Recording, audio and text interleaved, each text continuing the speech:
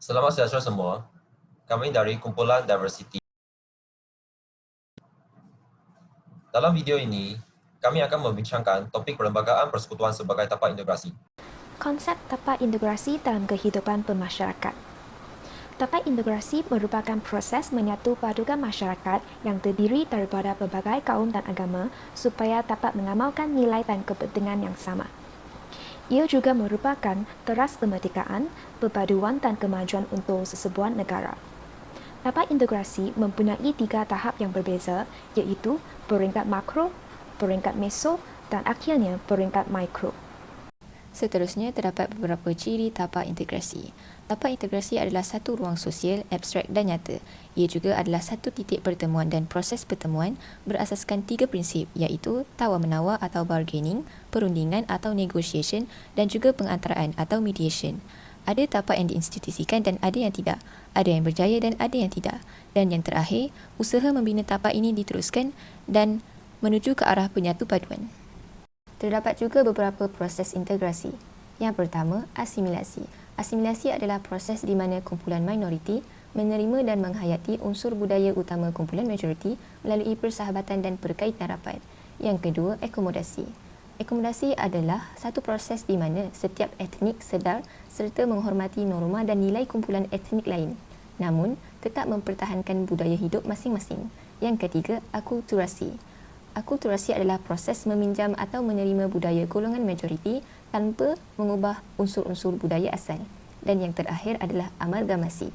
Amalgamasi adalah proses yang melibatkan budaya atau ras bercampur untuk membentuk jenis-jenis budaya dan ras yang baru melalui perkahwinan campur antara etnik atau ras.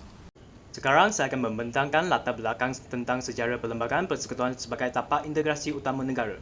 Inilah sejarah dan garis waktu perlembagaan persekutuan. Ia bermula daripada undang-undang sebelum kedatangan penjajah, Malayan Union, Persekutuan Tanah Melayu, Persekutuan Tanah Melayu 1948, Kerjasama Etnik CLC, Pilihan Raya Perikatan, Pengistirahan Perlembagaan dan Jawatan Kuasa Kerja. Garis waktu ini telah menunjukkan bahawa sistem perlembagaan dan pentadbiran tersebut telah wujud di Tanah Melayu sebelum kedatangan penjajah British.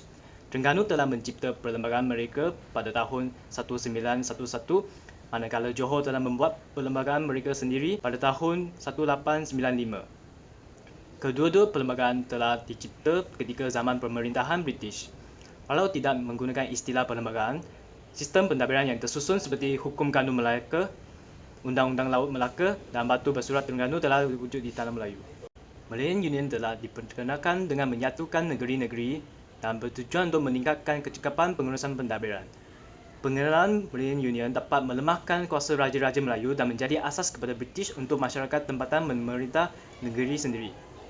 Ini menyebabkan tentangan orang Melayu terhadap Malayan Union kerana kedaulatan Raja Melayu dilemahkan kecuali hal ehwal berkaitan agama Islam dan adat-rasan Melayu.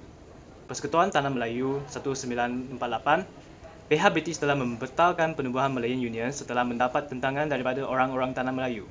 Jawatan Kuasa Kerja menggantikan Malayan Union telah ditubuhkan pada tahun 1945. Pada tahun 1946, ahli jawatan kuasa terdiri daripada 4 wakil Raja-Raja Melayu, 2 wakil UMNO dan 6 pegawai British. Perlembagaan Persekutuan Tanah Melayu telah ditubuhkan pada 1 Februari 1948. Tugas jawatan kuasa ini adalah untuk merangka sebuah perlembagaan baru yang boleh diterima oleh orang Melayu. Pada tahun 1947, British telah menubuhkan jawatan kuasa perintingan yang terdiri daripada orang Eropah, China dan India untuk memperoleh pendapat orang Melayu mengenai perlembagaan Persekutuan Tanah Melayu. Assalamualaikum dan selamat sejahtera. Nama saya Muhammad Ridwan bin Mat Nazri. Sekarang saya akan menerangkan tentang ciri-ciri perlembagaan Persekutuan Tanah Melayu. Perlembagaan ini melibatkan 9 negeri Melayu di dalam persekutuan dan Pesuruhjaya Tinggi British. Perlembagaan ini juga telah memberi hak memerintah kepada Sultan. Selain itu, perlembagaan ini telah mengetatkan syarat kewarganegaraan dan memberi hak istimewa kepada orang Melayu sebagai kaum Bumiputera. Selain itu, Jawatan Kuasa Perhubungan Masyarakat 1949 atau dikenali sebagai CLC telah membantu dalam meningkatkan kerjasama etnik ke arah kemerdekaan. Bagi keputusan pilihan raya umum, Tunku Abdul Rahman telah menjadi Perdana Menteri dan ketika ini bermulanya tapak integrasi di kalangan masyarakat. Sekarang saya akan menerangkan tentang Suruhanjaya Perlembagaan ataupun dikenali sebagai Suruhanjaya REIT. Suruhanjaya ini telah ditubuhkan pada Mac 1996 dan telah diperkenankan penubuhannya oleh Baginda Ratu dan Raja-Raja Melayu. Perlembagaan ini dinamakan sepenuh nama pengurusinya iaitu Lord William Reid dan diketuai oleh mempunyai ahli yang terdiri daripada para ilmuwan yang bukan ahli warga negara Tanah Melayu. Terma lantikan Suruhanjaya REIT diadakan adalah untuk memastikan syarat-syarat di bawah dipenuhi. Seterusnya, kami akan membincangkan kerangka asas perlembagaan persekutuan. Kerangka asas yang pertama ialah negara persekutuan. Ciri-ciri kerangka asas ini ialah Malaysia mempunyai perlembagaan bertulis dan juga mempunyai mahkamah paling tinggi yang mentafsir perlembagaan. Selain itu, semua negeri diberikan kuasa otonomi sebagaimana dipersetujui dan layanan sama rata antara semua negeri. Ciri-ciri yang terakhir ialah perkongsian kedaulatan. Kerangka asas yang kedua ialah Islam agama persekutuan. Dalam kerangka asas ini, Islam dan Raja Islam mempunyai kuasa untuk menguruskan urusan negeri dan agama Islam bermula dari sejarah adalah warisan dan tradisi negara Malaysia. Seterusnya, perundangan dan pelaksanaan dan pentadbiran Islam adalah menurut perlembagaan. Dan akhirnya, semua rakyat Malaysia mempunyai kebebasan untuk beragama. Menurut Fasal 1 Perkara 4 Perlembagaan Persekutuan, semua undang-undang yang bercanggah dengan perlembagaan adalah tidak sah. Selain itu, perlembagaan adalah rujukan pertama sebagai sumber perundangan dan pentadbiran. Yang ketiga, semua polisi atau dasar pentadbiran negara hendaklah selaras dengan perlembagaan dan tidak boleh bercanggah dengan mana-mana peruntukan perlembagaan. Dan akhirnya, rukun negara yang ketiga Malaysia ialah keluhuran perlembagaan.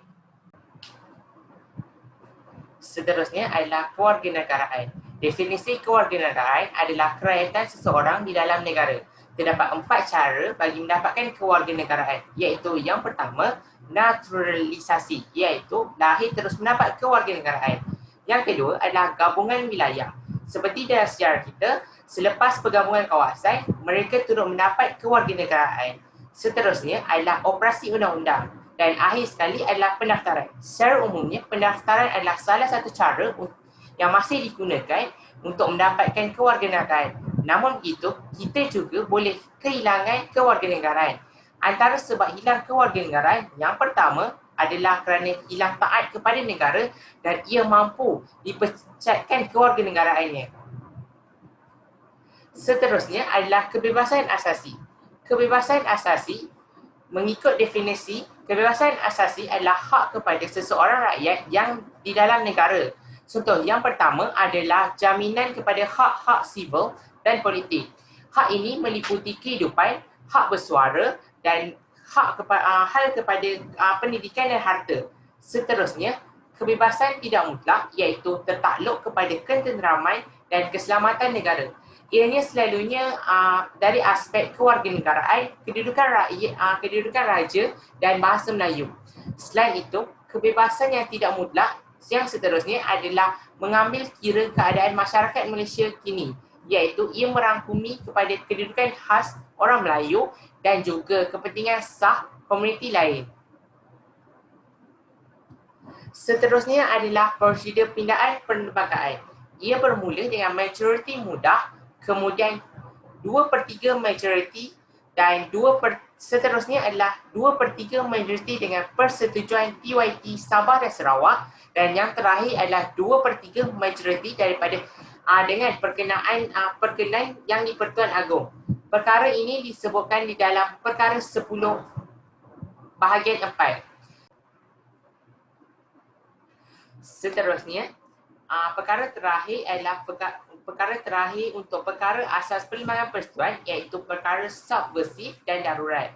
Subversif didefinisikan dengan aktiviti yang dijalankan secara sulit dan bertujuan untuk melemahkan dan mendaruratkan sesuatu sistem, iaitu seperti sistem politik, kerajaan, agama atau lain-lain untuk bertujuan darurat. So, darurat adalah merupakan keadaan negara atau tempat yang mencemaskan atau menyusahkan. yang telah berlaku secara tiba-tiba.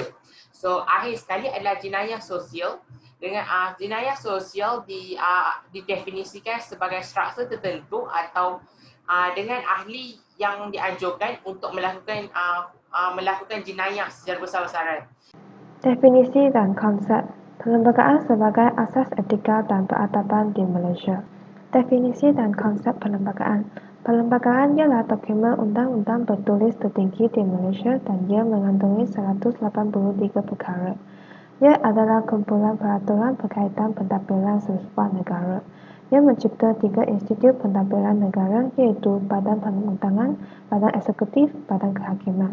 Ia juga menyentuh aspek bahasa, agama, kewarganegaraan, hak istimewa dan pemerintahan beraja.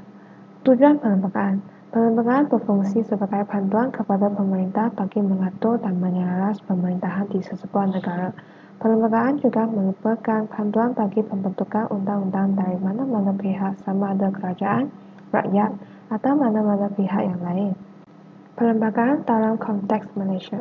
Perlembagaan persekutuan adalah sebuah dokumen bertulis, simbol kemerdekaan dan ketaatan negara. Perlembagaan menyediakan asas kenegaraan Malaysia. Ia direka bentuk atas kerangka asal tanah Melayu bersandarkan kepada sejarah budaya dan amalan negara. Perlembagaan mengambil kira kepentingan semua komuniti yang membentuk bangsa bagi negara ini. Perlembagaan persekutuan berasaskan kontrak sosial. Perlembagaan persekutuan adalah sebuah manifestasi kesetiawanan, penerimaan dan persefahaman sehingga membentuk integrasi dalam kalangan komuniti. Persefahaman ini dianggap sebagai kontrak sosial demi kepentingan hak serta warisan asal negara. Seterusnya, hubungan perlembagaan dan warga negara yang terdiri daripada pelbagai etnik atau komuniti.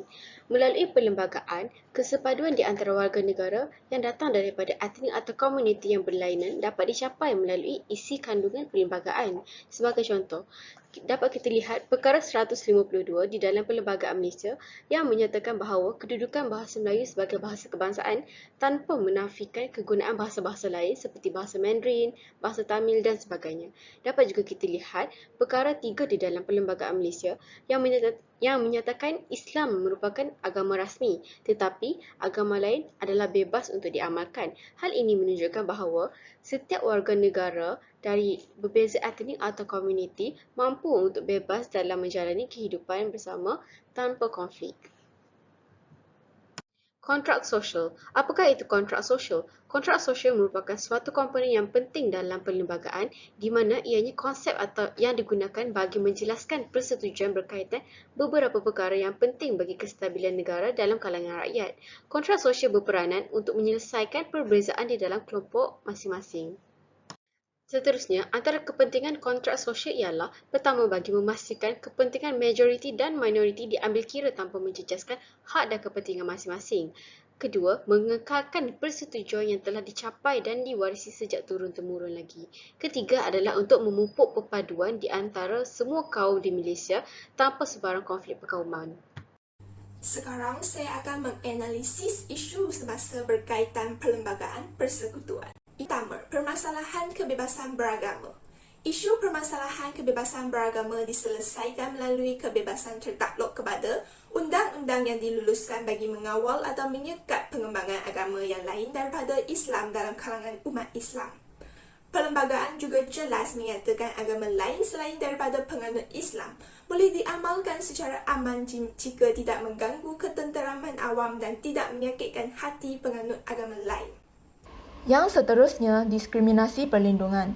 Diskriminasi perlindungan telah melibatkan undang-undang yang memberi perlindungan dan keistimewaan kepada golongan atau etnik di dalam sesebuah negara dan pada masa yang sama tidak menafikan peluang terhadap kumpulan atau etnik lain. Yang keempat, persoalan perkara 153. Isu ini telah berjaya diselesaikan dengan mengatasi ketidakseimbangan antara IPTA dengan IPTS serta pelajar di luar negara melalui penggunaan sistem kuota dan biasiswa. Kemasukan pelajar ke IPTA melalui sistem kuota juga telah ditukar kepada sistem meritokrasi iaitu pemilihan pelajar berdasarkan merit akademik tanpa mengira etnik. Isu yang terakhir sekali iaitu perjanjian 20 perkara bagi Sabah dan perjanjian perkara 18 bagi Sarawak. melibatkan tuntutan perjanjian tentang imigresen, bahasa, kewangan dan hak istimewa Bumiputera Sabah dan Sarawak. Salam sejahtera semua, nama saya Sun Hao. Jadi saya akan terangkan cabaran yang dihadapi semasa kita berbincang tentang isu semasa berkaitan dengan perlembagaan Malaysia. Dalam usaha menjadikan perlembagaan sebagai tapak integrasi dan wadah penghayatan etika dan peradaban bagi negara Malaysia, komuniti setempat akan menghadapi cabaran sama ada pada peringkat negara ataupun dunia. Untuk yang pertama, mengekalkan kelangsungan elemen-elemen tradisi dalam perlembagaan. Untuk cabaran yang kedua, mengekalkan kedudukan agama secara umum dan Islam sebagai agama negara. Untuk cabaran yang ketiga, iaitu menghadapi gelombang hak asasi dan Orde Baru dunia.